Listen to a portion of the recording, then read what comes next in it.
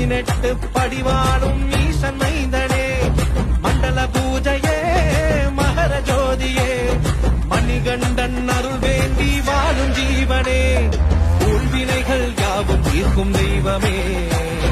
சாஸ்தாவின் சந்நிதியில் சரணமையனே அருள் தரணுமையனே நீ வரணுமையனே